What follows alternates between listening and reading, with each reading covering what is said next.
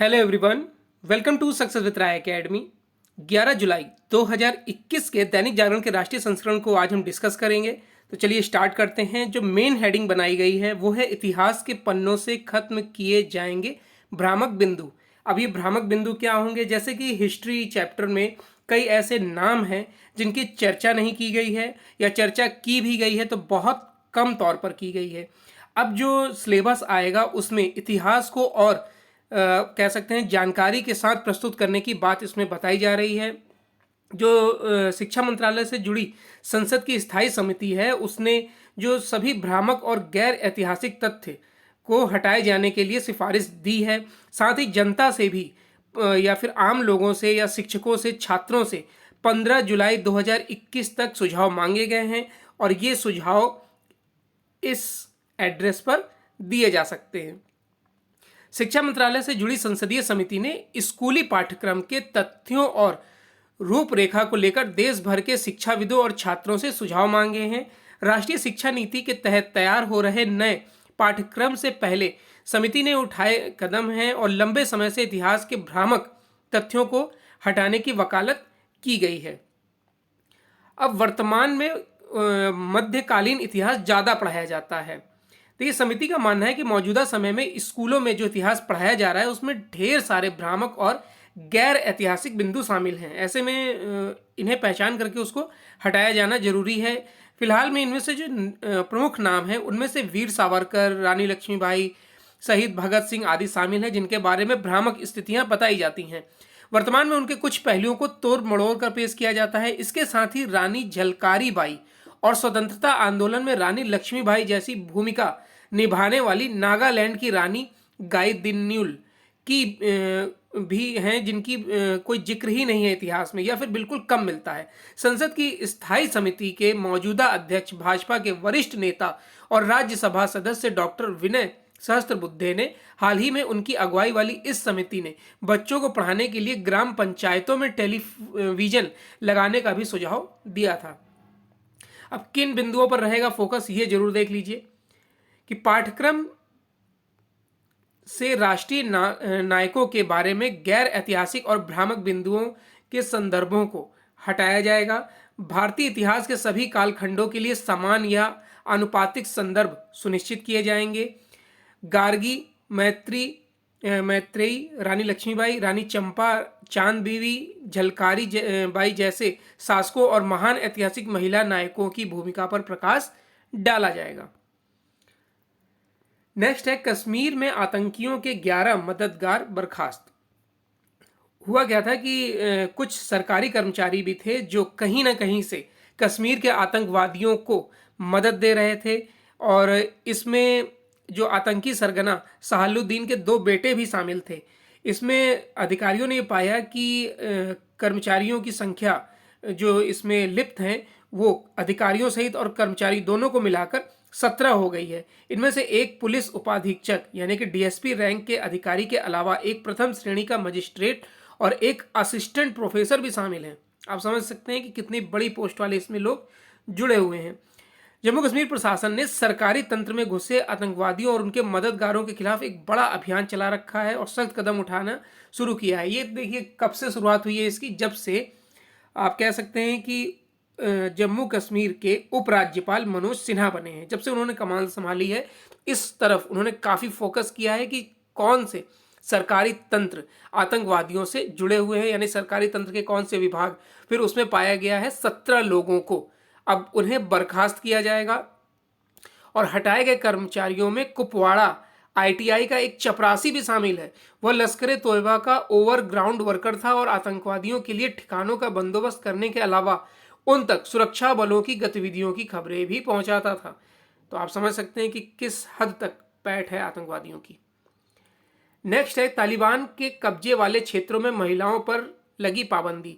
देखिए जो मुहिम चल रही थी अफगानिस्तान में 20 साल से कि महिलाओं को बराबर का दर्जा दिया जाए और अफगानिस्तान इस तरफ धीरे धीरे बढ़ भी रहा था क्योंकि उसने चुनाव में भी महिलाओं को आज़ादी दी थी लड़ने की। लेकिन अब इस पर फिर से विराम लगता नजर आ रहा है या कह सकते हैं विराम लग गया है क्योंकि तालिबान ने ये दावा किया है कि उसने अफगानिस्तान के 85% हिस्से पर अपना कब्जा कर लिया है। आपको पता होगा कि सितंबर 2021 तक अमेरिका अपनी पूरी सेना को अफगानिस्तान से वापस बुला लेगा। उसके मद्देनज़र तालिबान अब अफगानिस्तान पर हावी हो रहा है और जिन प्रांतों पर तालिबान ने पूरी तरीके से कब्जा कर लिया है वहाँ पर आप कह सकते हैं कि एक शरीयत कानून, महिलाओं के लिए शरीयत कानून लागू किया गया है। और ये बताया किसने है, वॉइस ऑफ अमेरिका में एक आर्टिकल के तहत ये बताया गया है कि जिन जिलों पर तालिबान ने कब्जा किया है वहाँ पर शरीयत कानून पहले से भी ज़्यादा कड़े कर दिए गए हैं। जैसे कि मज़ार शरीफ से 20 किलोमीटर दूर एक ज़िले में तालिबान ने इस संबंध में पर्चे तक वितरित किए हैं और उसमें बताया है कि महिलाएं अगर घर से निकलेंगी तो वो लिबास पहनकर निकलेंगी, यानी कि जो वो पहनती हैं ब्लैक कलर का। उसके बाद किसी भी पुरुष के साथ ही, अपने घर के किसी पुरुष के साथ ही वो बाहर निकल सकती हैं। फिर पुरुषों के लिए आया है कि वो अब दाढ़ी नहीं कटा सकते हैं। इसके लिए जो सैलून हैं उनको भी आगाह कर दिया गया है, नियम जारी कर दिए गए हैं। उसके बाद अब सबसे बड़ा संकट उन महिलाओं के पास सामने आ गया है जो अपने जीविकोपार्जन के लिए घर से बाहर निकलती थी। पर्यटन स्थलों पर भीड़ को लेकर केंद्र ने फिर जताया। कोरोना लॉकडाउन और प्रतिबंधों में छूट मिलने के साथ ही हिल स्टेशनों और अन्य पर्यावरण स्थलों पर लोगों की भीड़ और प्रोटोकॉल की घोर अवहेलना पर केंद्र सरकार ने एक बार फिर चेताया है। सरकार ने कहा कि कोरोना की दूसरी लहर अभी गई नहीं है और इस तरह की बेफिक्री महामारी को सीधे बुलावा दे सकती है। हिल स्टेशनों पर आपने देखा होगा कि न्यूज़ में कई बार आ रहा है कि अचानक से भीड़ बढ़ गई है। अगर हम एग्जाम्पल लें हिमाचल प्रदेश का, तो हिमाचल प्रदेश के शिमला वगैरह में इस समय खूब भीड़ आपको देखने को मिल रही है और हिमाचल प्रदेश से कल ही 5100 वाहनों को, यानी बॉर्डर से, हिमाचल प्रदेश के बॉर्डर से 5100 वाहनों को फिर वापस भेजा गया है कि वो हिमाचल प्रदेश में प्रवेश नहीं कर सकते क्योंकि फिर बहुत ज़्यादा भीड़ हो जाएगी। अगर 5100 वाहनों में अगर एवरेज भी 3 लोग का ले तो आप समझ सकते हैं कितनी जनसंख्या एकदम से आएगी और यही कोरोना की तीसरी लहर का कारण बन सकती है। नेक्स्ट है कि उत्तर प्रदेश में 2 से अधिक बच्चे वाले नहीं लड़ सकेंगे स्थानीय निकाय चुनाव। अब देखिए आज है, यानी कि 11 जुलाई को होता है अंतर्राष्ट्रीय जनसंख्या दिवस। तो इस पर उत्तर प्रदेश के मुख्यमंत्री योगी आदित्यनाथ नई जनसंख्या नीति 2021-30 लागू कर सकते हैं। हालांकि इसमें कई प्रावधान किए गए हैं। 2 से अधिक बच्चों वाले स्थानीय चुनाव से उन लोगों को वंचित रख दिया जाएगा जिनके 2 से अधिक बच्चे हैं। अहम सिफारिश राज्य विधि आयोग ने की है। आयोग ने नए कानून में सख्त प्रावधान लाने के पक्ष में है। आयोग ने कानून लागू होने के 1 साल के भीतर सभी स्थानीय निकायों में चयनित प्रतिनिधियों के इस नीति के पालन का शपथ पत्र लिए जाने का नियम तोड़ने पर, अगर वो तोड़ देते हैं तो उनका भी चुनाव निर्वाचन रद्द कर दिया जाएगा। अब आयोग ने उत्तर प्रदेश जनसंख्या नियंत्रण, स्थिरीकरण व कल्याण विधेयक 2021 का जो मसौदा तैयार किया है उसमें लोगों की जिम्मेदारी तय करने के साथ ही राज्य सरकार के दायित्व की भी जिम्मेदारी होगी। आयोग ने जनसंख्या नियंत्रण बिल का प्रारूप अपनी वेबसाइट पर अपलोड कर 19 जुलाई तक सुझाव मांगे हैं। आयोग को अब तक सुझाव के 2000 ईमेल मिल चुके हैं। प्रारूप को कई न्यायाधीशों को भेजकर उनके सुझाव भी लिए जा रहे हैं, जिसके बाद प्रारूप को अंतिम रूप देकर उसे राज्य सरकार को सौंपा जाए। अब जो सुझाव हैं वो देख लेते हैं। जिन सरकारी कर्मियों का परिवार सीमित रहेगा और वह मर्जी से नसबंदी कराते हैं तो उन्हें 2 अतिरिक्त इंक्रीमेंट, पदोन्नति, आवास योजनाओं में छूट, पीएफ में कमी का कंट्रीब्यूशन बढ़ाने में ऐसे अन्य लाभ दिए जाने की सिफारिश है। जो दंपति सरकारी नौकरी में नहीं है उन्हें सीमित परिवार रखने पर पानी, बिजली, गृह, अन्य करों में छूट मिलेगी। राष्ट्रीय पेंशन योजना के सदस्य को राज्य सरकार की ओर से 3% अधिक राशि का योगदान दिया जाएगा। एक संतान पर मर्जी से नसबंदी कराने वाले अभिभावकों की संतान को 20 साल तक मुफ्त इलाज, शिक्षा व बीमा के साथ नौकरी में वरीयता दिए जाने की तैयारी की गई है। एक संतान वाले दंपत्ति को सरकारी नौकरी में 4 इंक्रीमेंट तक मिल सकते हैं। गरीबी रेखा के नीचे वाले ऐसे दंपत्तियों को बेटे के लिए 80,000 व बेटी के लिए 1 लाख रुपए दिए जाएंगे। गरीबी रेखा के नीचे वाली महिलाओं के 45 वर्ष की आयु तक एक ही बच्चा रहने पर 1 लाख रुपए की विशेष प्रोत्साहन राशि दी जाएगी। मतलब उत्तर प्रदेश की सरकार जनसंख्या नियंत्रण कानून को लेकर पूरी तरीके से तैयार है, और अगर ये लागू होता है तो कहीं ना कहीं जनसंख्या पर नियंत्रण संभव है। नेक्स्ट न्यूज़ पर आते हैं। देखिए, जो हमारे विदेश मंत्री हैं एस जयशंकर प्रसाद, वो जॉर्जिया की यात्रा पर गए हैं 2 दिवसीय। उसमें उन्होंने 100 साल बाद मिले देवी संत क्वीन केतवान के अवशेष को वहां पर सौंप दिया है। ये क्या है पूरा मामला, इस आर्टिकल में हम डिस्कस करेंगे। उससे पहले हमें जॉर्जिया के बारे में जानना चाहिए कि जॉर्जिया देश कहां पर है और इसकी कैपिटल और करेंसी क्या है। तो सबसे पहले जॉर्जिया के बारे में जानिए कि जॉर्जिया पूर्वी यूरोप में स्थित एक देश है। सन 1991 तक यह जॉर्जियाई सोवियत समाजवादी गणतंत्र के रूप में सोवियत समाजवादी गणतंत्र के रूप में सोवियत संघ के 15 गणतंत्रों में से एक था। जॉर्जिया की सीमा उत्तर में रूस से, पूर्व में अजरबैजान से और दक्षिण में आर्मीनिया से तथा तुर्की से मिलती है। इसकी कैपिटल है जॉर्जियन लारी और यहाँ की जो करेंसी है जॉर्जियन लारी और कैपिटल है तिब्लिसी। जॉर्जिया सोवियत संघ से 9 अप्रैल 1991 में अलग हुआ था। देखिए, विदेश मंत्री एस जयशंकर 2 दिवसीय जॉर्जिया यात्रा पर इसलिए ऐतिहासिक मानी जाने लगी है क्योंकि इस देश की यात्रा करने वाले वह पहले विदेश मंत्री भी हैं, और उससे ज़्यादा महत्वपूर्ण यह बात है कि उन्होंने इस यात्रा के दौरान जॉर्जिया की पवित्र देवी संत क्वीन केतवा की अस्थियों को वहाँ की सरकार और जनता को सौंप दिया। क्वीन केतवान 17वीं सदी में जॉर्जिया की रानी थी। कहते हैं कि ईरान में उनकी हत्या इसलिए कर दी गई थी क्योंकि उन्होंने इस्लाम कबूल नहीं किया था। उनकी अस्थियों को 2005 में गोवा के चर्च के एक खंडहर से खोज निकाला गया था और जॉर्जिया सरकार उन्हें सौंपने का बार बार आग्रह कर रही थी। बेहद धार्मिक प्रवृत्ति के देश जॉर्जिया में संत केतवान की अहमियत देवी की तरह है। यही वजह है कि जब विदेश मंत्री जयशंकर ने उनके अवशेष जॉर्जिया के सबसे बड़े चर्च के प्रमुख पादरी को सौंपा तो वहां के प्रधानमंत्री इराकली गैरीबाशवली भी मौजूद थे। अब पूरे देश में कार्यक्रमों का दौर चल रहा है। अगर हम जानकारी की बात करें तो 1637 में क्वीन केतवान के अवशेषों को गोवा लाया गया था। यहाँ किसी चर्च में उनके अवशेष रखे गए थे जो कालांतर में खंडहर में तब्दील हो गए।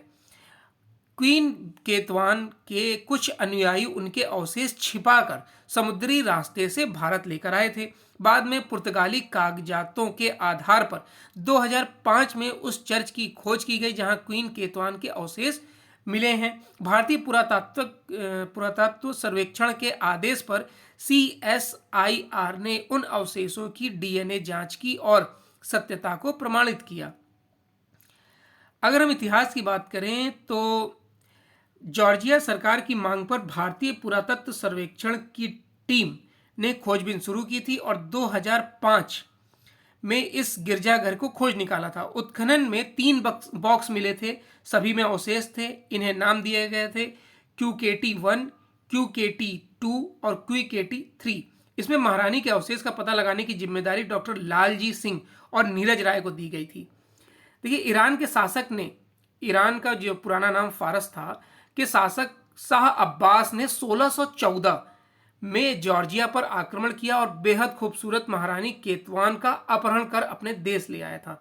उसने महारानी को सिराज नगर के खतरनाक बंदीगृह में रखा। 10 साल बाद जब रानी इस्लाम धर्म स्वीकार करने पर राजी नहीं हुई तो शाह के हरम में जाने को तैयार नहीं हुई तो उन्हें भयानक यातनाएं दी गईं।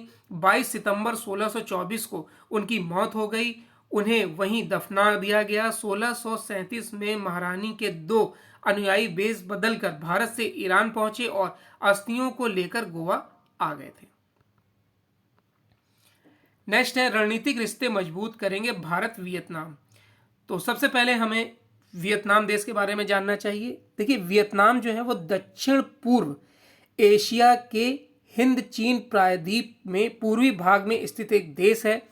इसके उत्तर में चीन, उत्तर पश्चिम में लाओस, दक्षिण पश्चिम में कंबोडिया, पूर्व में दक्षिणी चीन सागर स्थित है। यहाँ बौद्ध धर्म प्रमुख धर्म माना जाता है और इसके मानने वालों की संख्या 85% है। वियतनाम का इतिहास 2700 वर्षों से भी ज़्यादा पुराना है। वियतनाम का प्राचीन नाम चंपा था। चंपा के नागरिक चाम कहलाते थे। इसके राजा शैव थे।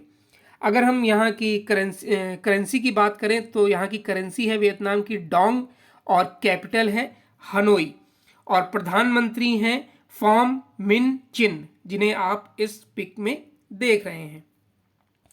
तो इस न्यूज़ में चीन की जो बढ़ती दादागिरी है एशिया में, आप कह सकते हैं हिंद प्रशांत क्षेत्र में, उसमें भारत और वियतनाम के प्रधानमंत्रियों की शनिवार को टेलीफोन पर बातचीत महत्वपूर्ण मानी जा रही है।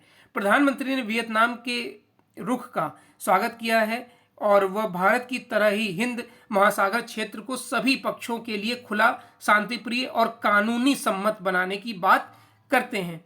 उन्होंने यह भी कहा कि भारत और वियतनाम के बीच किए गए समग्र रणनीतिक साझेदारी से इस समूचे क्षेत्र में स्थायित्व व विकास को बढ़ावा देने में मदद मिलेगी। भारत व वियतनाम दोनों अभी संयुक्त राष्ट्र सुरक्षा परिषद में सदस्य हैं और इस देश में दोनों मिलकर काम कर सकते हैं। नेक्स्ट न्यूज़ पर आते हैं। देखिए, बिजनेस पेज में न्यूज़ है पहली कि स्टॉक कीमतों की तुलना सिर्फ दाम के आधार पर करना ठीक नहीं। देखिए, म्यूचुअल फंड की कीमत को लेकर भ्रम से भरे विचार ने निवेशकों के लिए बड़ी समस्याएं पैदा कर दी हैं। इसका सबसे खराब पहलू एनएवी के आधार पर दो फंडों की तुलना करना है और सोचना है कि समान एनएवी वाले फंड एक जैसे ही होंगे। क्या इक्विटी निवेशक इस समस्या से बचे हुए हैं? म्यूचुअल फंड क्या होता है? म्यूचुअल फंड देखिए, आप कह सकते हैं कि कुछ लोग शेयर बाजार में पैसा लगाते हैं या ट्रेडिंग करते हैं। वैसे ही म्यूचुअल फंड होते हैं जो आपके पैसे से शेयर मार्केट में पैसा लगाते हैं। एग्जाम्पल के लिए मान लीजिए जैसे एसबीआई का म्यूचुअल फंड है, तो मैं हूं और एक आप है जिन्होंने एसबीआई म्यूचुअल फंड में पैसा लगाया है। अब शेयर मार्केट में पैसा कैसे लगेगा, म्यूचुअल फंड काम कैसे करता है? देखिए, मैं सीधे शेयर मार्केट में ट्रेडिंग करूंगा और उसका लाभ कमाऊंगा या मुझे हानि होगी। आपने क्या किया, एसबीआई के म्यूचुअल फंड में पैसा लगाया, आपके ही पैसे से यानी लोगों के ही पैसे से एसबीआई शेयर मार्केट में पैसे लगाएगा। अगर उसे लाभ होगा तो उसका लाभ आपको मिलेगा और अगर हानि होती है तो कुछ पैसा आपका उस हिसाब से कटता जाएगा। अगर मार्केट बढ़ता है तो आपका पैसा बढ़ता है, मार्केट गिरता है तो आपका पैसा भी गिरता है। यानी कि खुद ना करके किसी माध्यम से ट्रेडिंग करना म्यूचुअल फंड कहलाता है। म्यूचुअल फंड में कीमत जैसे कुछ नहीं होता है, स्टॉक में कीमत होती है। स्टॉक की कीमत निवेश में बहुत अहम भूमिका निभाती है। ऐसे में इक्विटी निवेशकों से उम्मीद की जाती है कि वह कीमत को लेकर कोई गलत धारणा ना रखें। दुर्भाग्य से ऐसा हो नहीं पाता है। स्टॉक निवेशक स्टॉक कीमतों को लेकर गलत सोच का शिकार हो सकते हैं। बहुत से निवेशक मानते हैं कि कम कीमत वाला स्टॉक सस्ता है, इसलिए ऊंची कीमत वाले स्टॉक की तुलना में यह स्टॉक खरीदना बेहतर है।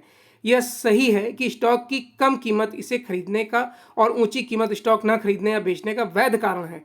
इसी इक्विटी निवेश में यह विचार अहम है। मतलब कुछ लोग महंगे शेयर इसलिए नहीं खरीदते हैं कि वो बहुत महंगा है, सस्ते इसलिए खरीदते हैं कि सस्ता है और ज़्यादा मिल जाएगा। लेकिन इसकी भी पड़ताल करनी चाहिए कि जो सस्ता शेयर हम ले रहे हैं क्या उसकी ग्रोथ उतनी है जितनी होनी चाहिए। कीमतों का चढ़ना या गिरना स्टॉक खरीदने या नहीं खरीदने के बारे में पूरी बात नहीं बताता है। हो सकता है कि 1500 रुपये कीमत वाला स्टॉक अपने उस दाम पर भी महंगा हो और 500 रुपये की कीमत वाला स्टॉक उस समय खरीदने के लिए सस्ता या बेहतर स्टॉक हो सकता है। स्टॉक की महंगाई का महज उसके दाम के आधार पर आकलन नहीं किया जा सकता है।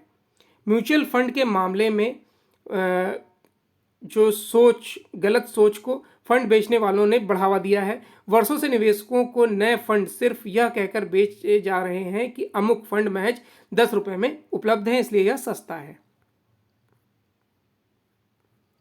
नेक्स्ट है एडिटोरियल पेज। तो एडिटोरियल पेज में पहला आर्टिकल है मंत्री परिषद का असरदार विस्तार, और यह आर्टिकल लिखा है दैनिक जागरण के संजय गुप्त ने। देखिए, आर्टिकल में बताया गया है कि अर्थव्यवस्था को, विश्व की अर्थव्यवस्था जो पटरी से कोरोना काल में उतर गई है, सिर्फ अर्थव्यवस्था ही नहीं उतरी है बल्कि बेरोजगारी भी आप कह सकते हैं टॉप पर है, चरम पर है। भारत भी समस्या से जूझ रहा है। मोदी सरकार के सामने अगर हम सबसे बड़ी चुनौती की बात करें तो वो है अर्थव्यवस्था को पटरी पर लाना, और निम्न एवं मध्यम वर्ग जो आर्थिक रूप से बहुत पिछड़ गया है, आप कह सकते हैं कि उनकी स्थिति इस दोनों कोरोना काल में बहुत प्रभावित हुई है। जो निचले वर्ग के लोग थे वो बहुत ही गरीब हो गए, उनके सामने जीविका चलाने की भी परेशानी आ रही है। तो उनको सक्षम बनाना केंद्र सरकार के सामने इस समय सबसे बड़ा लक्ष्य है। इस चुनौती के बीच अपने 2 साल का कार्यकाल पूरा करने के बाद अपने मंत्रिमंडल का जो प्रधानमंत्री नरेंद्र मोदी ने विस्तार किया है उस पर भी फोकस किया जाना चाहिए। वैसे तो केंद्रीय मंत्री परिषद के विस्तार की एक अरसे से संभावना जताई जा रही थी, लेकिन बीते कुछ दिनों से यह स्पष्ट था कि अब इसमें देर नहीं की जाएगी। अब जैसे कोविड जो दूसरी लहर आई थी, आप कह सकते हैं कि मार्च, अप्रैल, मई, तो इसके बावजूद जो ये विस्तार था वो टल गया था। कोविड महामारी का कहर थमते ही मोदी मंत्रिमंडल का विस्तार किया गया, और ये काम विस्तार ऐसे समय पर किया गया जब कुछ महीने बाद ही कुछ राज्यों में चुनाव हैं, जैसे उत्तर प्रदेश, उत्तराखंड, पंजाब समेत टोटल 5 राज्यों में चुनाव है। इसमें उत्तर प्रदेश राजनीतिक दृष्टि से इसलिए भी महत्वपूर्ण है क्योंकि जो लोकसभा है उसमें 80 सांसद यहाँ से चुनकर जाते हैं। आप कह सकते हैं कि केंद्रीय सत्ता अगर आपको पानी है तो उत्तर प्रदेश से होकर ही आपको जाना होगा। इसलिए इस राज्य में सत्ता बनाए रखना भाजपा की सबसे बड़ी प्राथमिकता होनी चाहिए। मंत्रिमंडल के विस्तार के साथ उत्तर प्रदेश में जो ये अब विस्तार किया गया है मंत्रिमंडल का फिलहाल में, उसमें अब मंत्रियों की संख्या, मंत्रिमंडल में मंत्रियों की संख्या 15 हो गई है। इसमें दलित, ओबीसी, अगड़ा वर्ग यानी बड़ी जाति सभी शामिल हैं। प्रधानमंत्री ने राज्य की जनता और साथ ही विपक्षी नेताओं को स्पष्ट कर दिया है कि जो माना जाता था कि भाजपा सिर्फ बड़ी जातियों की पार्टी है, वो अब ऐसा नहीं बोल पाएंगे क्योंकि उन्होंने हर समीकरण को इसमें साधा है। अब हिमाचल प्रदेश में भी अगले साल चुनाव है, इसके लिए उन्होंने अनुराग ठाकुर को कैबिनेट मंत्री बना दिया है। युवा नेता है, वहाँ के साफ सुथरी छवि है, इसलिए हिमाचल प्रदेश की तैयारी वो अभी से ही कर सकते हैं। मंत्रिमंडल के विस्तार के साथ ही अब कुल मंत्रियों की संख्या 77 हो गई है। इसमें सबसे अधिक जो संख्या है वो आदिवासी, दलितों और ओबीसी नेताओं की है, और महिलाओं की भी संख्या की बात करें तो वो 11 हो गई है। मंत्रिमंडल विस्तार में जो एक सबसे चर्चित नाम है वो है ज्योतिरादित्य सिंधिया का, उन्हें शामिल किया गया है, और ऐसा इसलिए हुआ है क्योंकि उन्होंने मध्य प्रदेश में भाजपा की सरकार बनने में मदद की थी, इसलिए आप कह सकते हैं कि उन्हें एक ये इनाम दिया गया है। अगर हम इतिहास की बात करें तो उनकी जो दादी थी विजया राजे सिंधिया, वो भी भाजपा की संस्थापक सदस्य थीं। उन्हें नागरिक उड्डयन मंत्री मिला है, यानी मंत्रालय मिला है, यानी कि ज्योतिरादित्य सिंधिया को नागरिक उड्डयन मंत्रालय मिला है, जो एक समय उनके पिता माधव राव सिंधिया ने संभाला था। मोदी ने राज्यसभा सदस्य अश्विनी वैष्णव को जिस तरीके से सीधे कैबिनेट मंत्री बनाया है वह उल्लेखनीय है। अश्विनी वैष्णव एक पूर्व आईएएस अधिकारी हैं। इससे पहले आपको पता होगा कि एस जयशंकर जो हमारे विदेश मंत्री हैं उन्हें भी आईएएस से सीधे मंत्री बनाया गया था। हरदीप सिंह पुरी हैं, उन्हें भी मंत्री बनाया गया था। इसमें एक मंत्री बने हैं आरके सिंह, जो कि बिहार के आरा संसदीय क्षेत्र से सांसद हैं, वो चुनाव जीत कर आए थे और उन्हें ऊर्जा मंत्री बनाया गया है।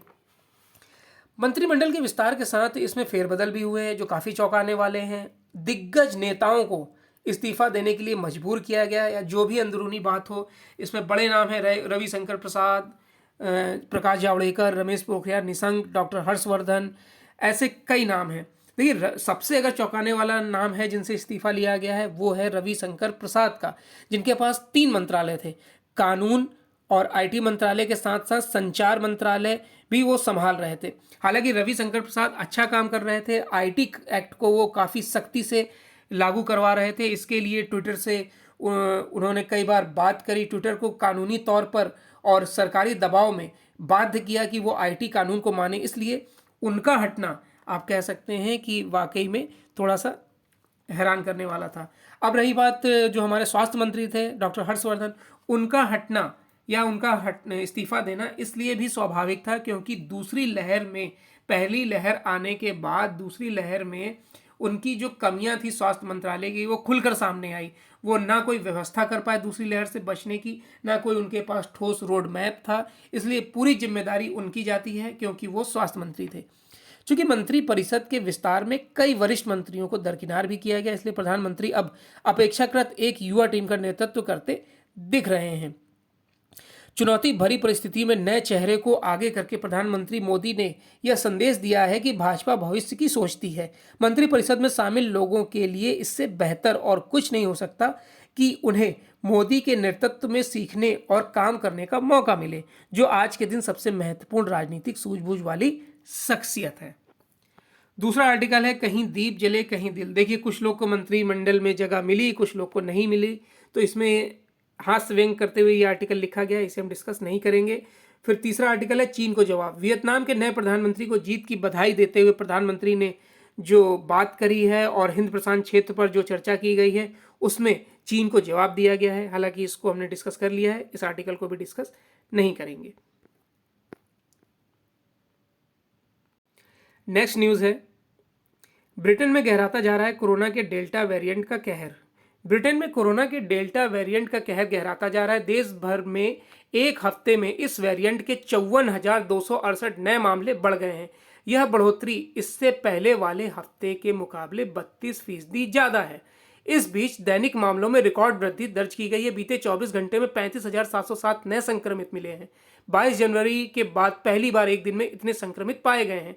स्वास्थ्य एजेंसी पब्लिक हेल्थ इंग्लैंड के अनुसार साप्ताहिक विश्लेषण से पता चलता है कि डेल्टा के मामलों में बढ़ोतरी हो रही है, लेकिन अस्पताल में मरीजों के भर्ती होने और मौत में इस तरीके की वृद्धि दर्ज अभी नहीं की गई है। नेक्स्ट न्यूज़ है कि लॉस एंजलिस के मेयर होंगे भारत में राजदूत। अमेरिका के राष्ट्रपति जो बाइडेन ने लॉस एंजलिस के मेयर एरिक गॉर्सेटी को भारत में अपने देश का नया राजदूत नामित किया है। अगर एरिक के नाम पर अमेरिकी संसद के ऊपरी सदन सीनेट की मोहर लग जाती है तो वह भारत में अमेरिकी राजदूत के तौर पर अपनी सेवाएं देंगे। राजदूत के पद के लिए नामित किए जाने पर एरिक ने कहा कि यह उनके सम्मान की बात है। व्हाइट हाउस ने शुक्रवार को बताया था कि राष्ट्रपति जो बाइडेन ने भारत समेत कई देशों के लिए नए राजदूतों के नामों का ऐलान किया है। उनमें पीटर डी हॉस को बांग्लादेश के लिए राजदूत नामित किया गया है, जबकि डेनिस कैंपबेल बाउर को मोनाको और बर्नेट एम मिहान को चिली के लिए राजदूत नामित किया गया है। केनेथ जस्टर के इस्तीफे के चलते 20 जनवरी से भारत में अमेरिकी राजदूत का पद खाली है। तो ये आज का 11 जुलाई 2021 का दैनिक जागरण का राष्ट्रीय संस्करण था। आई होप आपको वीडियो अच्छा लगा होगा। अगर वीडियो अच्छा लगा तो लाइक और शेयर कर दीजिएगा। वीडियो देखने के लिए धन्यवाद।